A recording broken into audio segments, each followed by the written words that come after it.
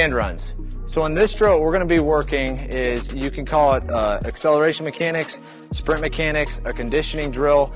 I do it with a band. I like to add the human factor, and they can help with resistance. You can also do it with a sled. People pull tires, whatever it is, a resistance harness.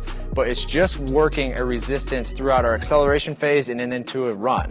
So our athletes here, they're going to start in a split stance start, and we've kind of reviewed that, but putting our weight over our toe, good sprinting posture, or good acceleration start posture, legs behind us, and then the resistance is going to be a battle all the way down. And you can make this go as far as you want. It could be 10 yards and just working the acceleration phase, and you could build it into even maybe more of the first 10 yards of acceleration. They get a little bit less resistance as they go, going to 20, 30 yards and work more of that top speed sprint mechanics. So keep it simple and think about what you want to do. Do I want to work acceleration starts today and band starts, or do I want to work more top speed sprint mechanics, but just add the resistance? When you're picking this with athletes, you got to make sure, I like to tell my athletes that this drill is for the person in front, but the most important is the person in back adding the correct resistance, not yo-yoing them back and forth.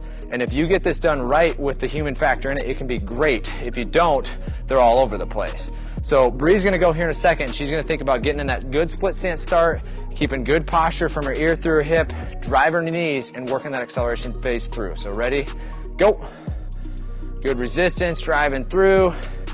Good, and we'll let them finish out, and then they can walk back here, and they'll do it one more time for us. So like I said, we're just working the first acceleration, kind of the band run, the band start of the first 10 yards or so, and we'll watch them go one more time here.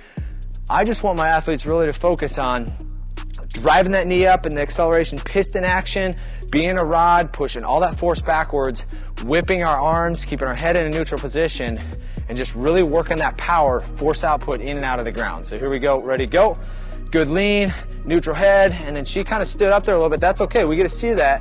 She kind of yo-yoed there and went up, and that's fine. That's what it would look like more down the road with a little less resistance, which is fine as we start to transition the hips and build into more of that top speed sprint mechanics. So real simple drill. If you don't have a band, if you have a tire, even I've done this before, wrapping towels around people and holding them, you can just offer yourself that resistance, or your athletes that resistance, to